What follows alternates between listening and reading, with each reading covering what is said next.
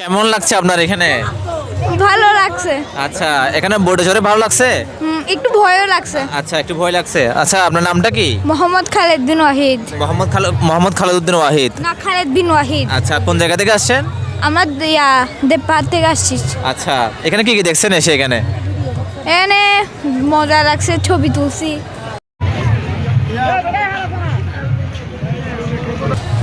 আচ্ছা ভাইয়া, এখানে বোর্ডের রাইডিংটা কীরকম? আমাদের প্যাডেল বোট হচ্ছে দুই ধরনের, একটা হচ্ছে 6 জন বসা যায় আর একটা হচ্ছে 4 জন বসা যায়। 4 জন যেটা বসা যায় এটা জনপ্রতি 50 টাকা করে 200 টাকা, আর যেটা 6 জন বসা যায় 50 টাকা করে আপনার 300 টাকা। আর আমাদের নৌকা আছে রিজার্ভ নিতে হবে, এটা 400 টাকা, সর্বোচ্চ 8 জন বসা যায়।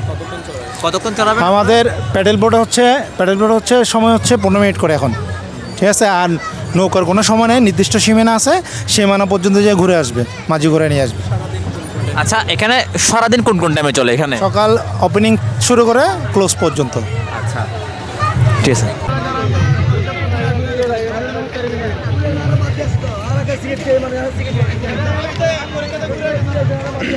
আচ্ছা, বাংলা জাতীয় ফুল কি দেখি বলেন তো? কি? বাংলা জাতীয় ফুল কি দেখি বলেন? শাপলা। শাপলা। দেখি 5টি ফুলের নাম বলেন তো।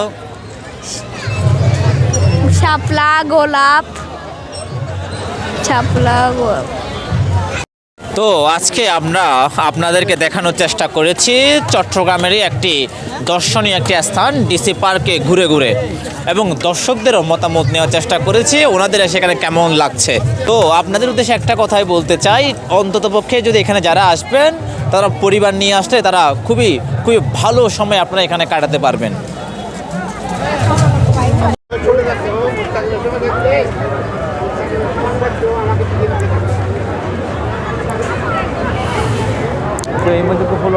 দর্শক, আমরা আমাদের চ্যানেলের মাধ্যমে অনেক কিছু ভিউ দেখানোর চেষ্টা করেছি এই ডিসি পার্কের। তো আপনারা কারা কারা এসেছেন বা কারা কারা আসতে চান কমেন্টে জানাবেন।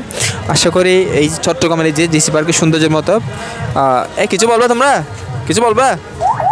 এই ডিসি পার্কের সৌন্দর্যের মতো আর সৌন্দর্য কোথাও আছে বলে মনে হয় না। এই চট্টগ্রাম ফজলহাটের যে ডিসি পার্কের যে প্রাকৃতিক সৌন্দর্য, এরকম সৌন্দর্য কিন্তু আর কোথাও নেই। এটা চ্যালেঞ্জ দিয়ে বলতে পারি। চট্টগ্রাম ডিসি পার্কের সৌন্দর্য, যারা আসবেন অবশ্যই পরিবার নিয়ে আসবেন, সময় কাটাতে পারে। একদম কম খরচে 50 টাকা টিকিট লাগে, তার কিছু বোট চড়া রাইডে ছাড়া কিন্তু এক্সট্রা টাকা লাগে।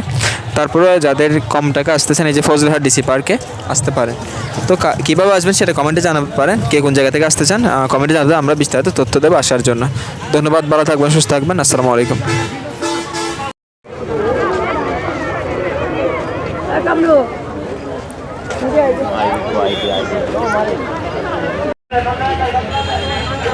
এই